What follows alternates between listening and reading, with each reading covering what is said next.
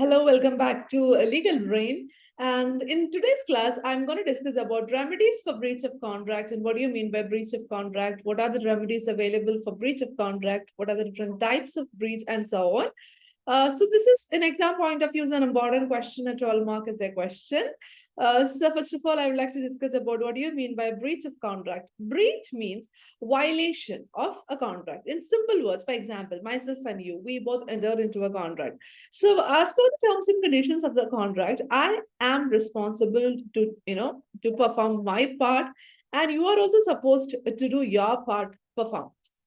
Imagine one party is not performing their part, that particular person's part, there will be a breach of contract or there will be a violation of contract. For example, I have, I have entered into a contract with you stating that I will deliver like this particular good on this particular day to you. I agreed that I will deliver it. But later on, I'm not delivering it to you on the set date. So now there is a violation from my part, and that's called breach of contract. So basically, a breach of contract meaning is when one party is not doing his part, if he fails or refuses to perform his obligation, then there will be a breach of contract. So this is the meaning of breach of contract. And this breach of contract mainly happen in two ways. First one is actual breach, and the second one is anticipatory breach. So this can be a short essay question, short answer type question, like what is the difference between actual breach and anticipatory breach? Or you can get a question like, what do you mean by anticipatory breach? Like a short answer type question. So these are important areas. So first of all, I'm going to discuss about what do you mean by anticipatory breach of contract. In simple words, anticipatory breach of contract meaning is, for example, I am supposed to deliver a certain goods to you on February 10th. Imagine like that. We entered into a contract as per the terms and conditions of the contract. I am supposed to deliver certain goods to you on February 10th. But by February 1st, I'm letting you know that I won't be delivering the goods to you on February 10th. I won't be delivering it to you, or I will not be able to deliver it to you, or I don't like to deliver it to you, or I won't do that. So this is called anticipatory breach of contract. That means before the set date, the agreed date was on, February 10th. Before that, I'm letting you know that I won't be able to do that, and I won't do that. I'm making a breach. So this breach is called anticipatory breach. That means this happened before the time period fixed. So anticipatory breach of contract is a breach that occurs before the time fixed for performance of the particular contract. So this can be actually happen in two ways. First one is expressly by words, spoken or written. That means, I'm writing a letter to you. I'm letting you know that I won't do that on February 10th, or I am calling you. I'm letting you know, or it's like impliedly by the contact of the parties, I'm letting that I won't do this particular thing. So this is called anticipatory breach of contract. And it is defined under Section 39, and it means that when a party to a contract has refused to perform or disable himself from performing his promise in its, if he's, sure that he won't do that before the prior date, he's making a breach. That is anticipatory breach of contract by virtue of Section 39. Next, what will be the effect of anticipatory breach? The effect of anticipatory breach is that, suppose if I am making an anticipatory breach and you are the opponent and you suffered a loss, you can actually rescind the contract. That means unwinding the transaction. You don't need to perform your part. If I'm doing an anticipatory breach, you can rescind the contract. You don't need to perform your part, and you can just claim the damages. Damages means compensation. You can just claim the damages and you don't need to perform your part. So that is the first point. Second, you don't need to rescind the contract. You can just let the contract be in operation. Let it be like that. Wait till February 10th. And on February 10th, it's going to be a breach. Obviously, he's not going to perform. So on February 10th, there will be a breach of contract. And then for non-performance, you can file a case, you can file a suit, and you can get the damages. So these are the two categories. Either you can rescind the contract prior, when you get to know that there is an anticipatory breach. Second one is that you can wait and you can later file a suit because of, due to the non-performance of the contract and get damages. And next is actual breach of contract. In simple was it's just opposite as that of the anticipatory breach. Actual breach is suppose it's on February 10th, I'm supposed to do this particular thing. On the said day, I'm not performing it. That is actual breach of contract. That means in contrast to anticipatory breach, it is a case of refusal to perform the promise on the scheduled date. On the said date, the party is not performing. So that is actual breach of contract. And the next one is actual breach can happen mainly in two ways. First one is at the time when the performance of the contract is due. Like for example, A agrees to deliver 100 bags of sugar to be on 1st February 2023. So A agrees that he will deliver 100 bags of sugar to be on February 1st. And on the said day, he failed to supply 100 bags of sugar to B. So this is an actual breach of contract. There is an actual breach, and the breach has been committed by A at the time when the performance becomes due. Second one is during the performance of the contract. For example, the actual breach of contract also occurs when during the performance of the contract, so one party fails or refuses to perform his obligation under expressly or impliedly on during the performance. This is called actual breach of contract. So these are the different categories of actual breach of contract. Next one is all about the remedies available for breach of contract. So the first remedy is recession of contract. So I'm going to discuss what do you mean by recession. So the first point is recession of the contract, and the meaning is when one of the parties to the contract does not fulfill his or her obligations, then the party can rescind the contract and refuse the performance of his obligation. For example, myself and you, we entered into a contract. I made an anticipatory breach. If that is the situation, you can rescind the contract. You can unwind the transaction. You don't need to perform your part. You can rescind the contract. That's called rescinding. You can rescind the contract. And as per Section 65 of the Indian Contract Act 1872, the party that rescinds the contract must restore any benefit he got under the said agreement. And if you, for example, I did a breach of contract, I did an anticipatory breach, you rescinded the contract, and suppose if you have gained any benefit, you have to restore it back to me. You have to get it back to me. And then by virtue of Section 75, you can actually, after rescinding the contract, is entitled to receive damages or compensation. So you can file a suit against me to get the compensation by virtue of Section 75. So this is the first point, recession of contract. The second one is suit for damages. So suit for damages means suit for getting compensation from the party who made the breach. So Section 73 clearly says that the party who has suffered the loss, who have suffered the loss, he can file a case against the party who made the breach and get the compensation for the loss or the damages that get for the loss or damages he have suffered. So that is the meaning of suit for damages. And damages are classified into different categories, mainly into two. One is liquidated damages, and the other one is unliquidated damages. This is a short answer type question, like what do you mean by liquidated damages, or what do you mean by unliquidated damages, or what is damage? So these can be a short answer type question. Liquidated damage meaning is sometimes the party to a contract will agree to to the amount payable in case of breach. The party will prior hand before, while making the contract, they may agree upon a particular sum of amount, and they will state that if we are making a breach, if I am making a breach, I will give this particular amount as compensation. So prior, the parties themselves, they are agreeing a particular amount. So if there is a breach, the particular party will pay the particular damage. This is liquidated damages. Unliquidated damages is different, and the meaning is that if a breach happened, the court will decide how much compensation or how much damages should the party who made the breach should give to the person who suffered the loss. So that is the meaning of liquidated and unliquidated damages and the difference between that. And other liquidated and unliquidated damages, we do have different kinds of damages. First one is ordinary or general damages. So the meaning is very simple, that these are the damages, compensation that is given to the parties in normal course of events, in normal, case of breach of contract. The parties can claim for general or ordinary damages. Second one is special damages. Special damages meaning is, for example, there may be special circumstances or special situation in the particular, case. And because of the particular situation in the contract, the plaintiff is supposed to get special damages. That means, something more, the person is supposed to get a special compensation, special damages, because there was a special circumstances in the particular, case.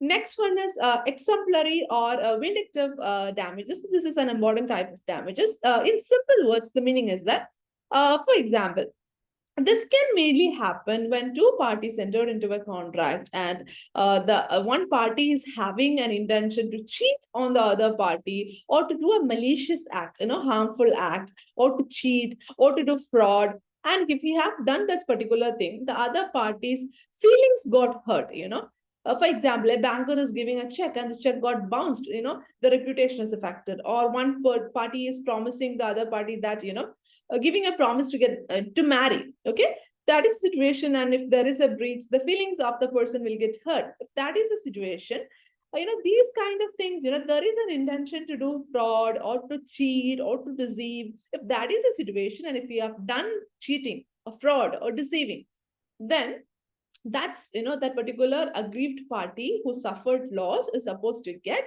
exemplary or vindictive damages. And next one is nominal damages. Nominal damages is nothing, it's just very simple.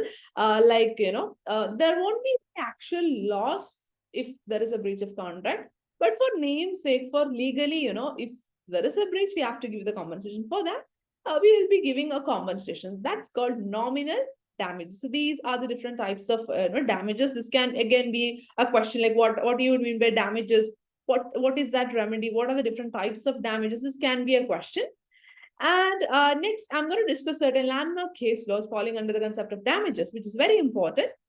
Under ordinary damages, first case is that Hobbs versus London and Southern Railway, Company. So in this case, first I'll discuss the facts of the case. In this particular case, the husband, a person H, with his wife and children, took a ticket for a midnight train, and to be there, supposed to be transported to a particular place, and where they were living. But what happened is that they were actually transported to a wrong place, and they had to walk several miles on a distilling ride. They were, forced to get down in another station, another place, a wrong station, a wrong place, and they have to walk in the drizzling, midnight.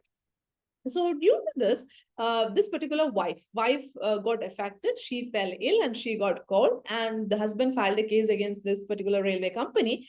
And in this case, court held that they will, the railway company is supposed to give compensation for inconvenience, but not for the medical expenses, or the sickness of the wife is not they didn't consider this particular point.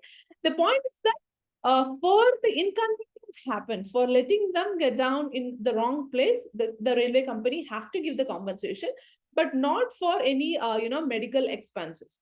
So this is the regarding this. This is all regarding this particular case falling under ordinary damages. And next, I'm going to discuss the next case. So this case is falling under the category of special damages, and the case law is Headley versus Baxendale.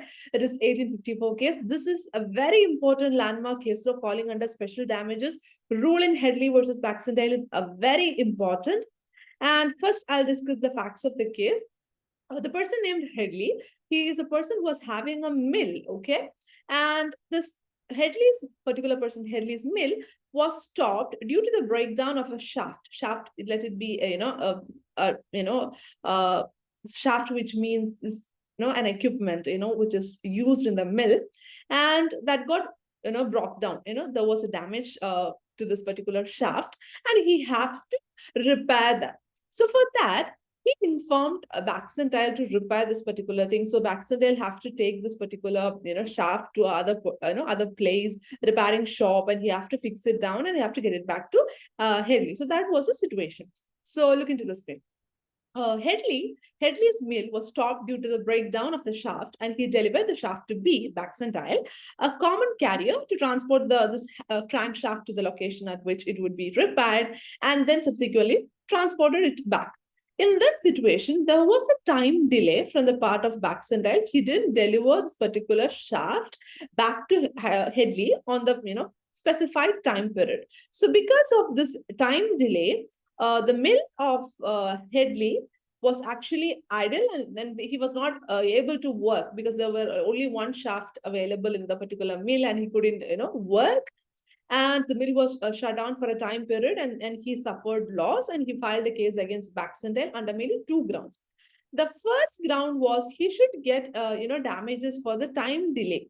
The second ground was he stated that he should get damages for, keeping the mill idle and for loss of the profit. So these are the two grounds in which he filed a case.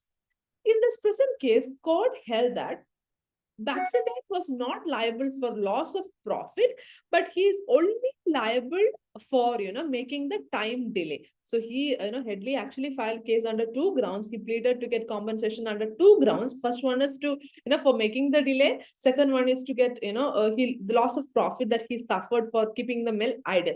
So court held that he's supposed to get compensation for the time delay, but not for the loss of profit by keeping this particular mill idle. Because here, if there is a circumstance, the rule in Headley versus Baxendale is that, listen carefully, the rule is that if there is a special circumstances in a particular situation, then Headley was supposed to communicate it to the other person, that to Baxendale, that this is the situation, there is a special situation.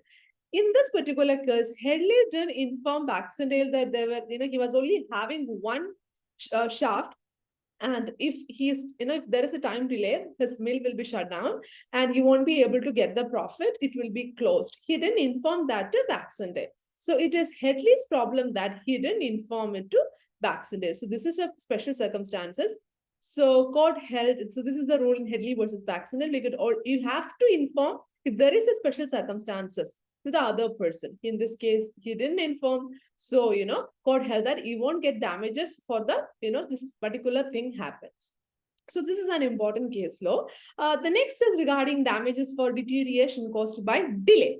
So again, there's a landmark case law, Wilson versus, L&Y Railway Company. So in this case, mainly what happened is that the plaintiff had bought velvet for making caps for sale during a particular, period, seasonal time during the spring. So plaintiff have ordered velvet to make, caps. But due to some certain delay in the transit, during the transit, there was a delay and he was unable to utilize this particular, velvet for making caps on the particular seasonal period. And he suffered a loss. And in this situation, court held that there was a fall in value of the cloth arrived, because it was after the season amounted to, a deterioration for which the plaintiff was entitled to recover damages without notice, because there was a delay in transit. He couldn't, get profit and the season got over. Now he should get the compensation, damages. And the third remedy is sue for specific performance, and which meaning is that, for example, if there is a breach of contract, we can actually, get the damages or the compensation. The other point, the other way available for you, or the remedy available for you, is claiming for specific performance, in which court will ask the person who made the breach to perform the thing that he have, he have made a breach, and the court will ask him to do the specific thing. So this means the party in breach will actually have to carry out his duties according to the contract. So in certain cases, the court may insist the party to carry out the agreement. The court will, direct the party to perform the thing. You have to perform the thing rather than giving the, you don't need to give the compensation. You have to perform it. So that is the meaning of specific performance. So in certain cases, the court will not grant specific performances. So these are the category of, categories in which court won't, order for specific performance. First one is when the monetary compensation is sufficient redressal. Monetary means money. Once when giving money compensation is okay, then the court won't ask for specific performance. And that meaning is that whenever, a breach happened and the person suffered a lot of loss, and he won't be able to measure how much loss he has suffered, and he cannot claim a specific amount as monetary damages, then he can ask for specific performance of the contract. Next, where the court cannot oversee the performance, then when the contract entered into is of personal services, or one of the parties of the contract is minor. If these are the situation, the court won't ask for specific performance. Next, the fourth remedy is injunction. Injunction is basically a decree for specific performance, but for a negative contract. The meaning is injunction, in simple words, is a stay order to prohibit something, from not doing. So court will issue an injunction order to stop doing a particular thing, or, then this injunction can also be into different, types, and that's temporary injunction, permanent injunction, mandatory, prohibitory injunctions. So these are the different types of injunction. This can be, a short type answer question. So temporary injunction means for a temporary period of time, the court will ask, just like, for 10 days, you should not do this particular thing. Temporarily stop this thing. Stop this work. That is temporary injunction. Permanent injunctions, it has been, it's been delivered by court once when after the hearing, taking of evidence, and after the final order, the judgment, court can pass permanent injunction to permanently stop doing something. And prohibitory injunction means the court stop the commission of a particular act. The court will prohibit from doing a particular act. Next is mandatory injunction. It will stop the continuance of an act that is unlawful. An unlawful act is being carried on by a party. The court will pass a mandatory injunction to stop that particular thing. So injunction can also be called as preventive relief. So if you get a question like what is preventive relief, the answer is injunction. The last and final remedies includes quantum merit. And quantum merit, we have already discussed it under the topic quasi-contract. The meaning is that how much ever, as much as earned. The meaning is that how much benefit you enjoyed, you have to, reimburse the money. You have to give back the money for all the benefit you have enjoyed. And its meaning is, at times when one party of the contract is prevented from finishing his performance of the contract by the other party, he can claim quantum merit. So so he must be paid a reasonable remuneration for the part of the contract that he have already performed. Therefore, he have enjoyed something or he have earned something, you have to give the money back. Reimbursement should be there. So these are the different kinds of remedies available for breach of contract, and I have discussed in detail regarding breach of contract, remedies available, damages, injunctions, and so on. Hope it's clear for you. If you do have any doubt, comment below. Thank you for listening to me.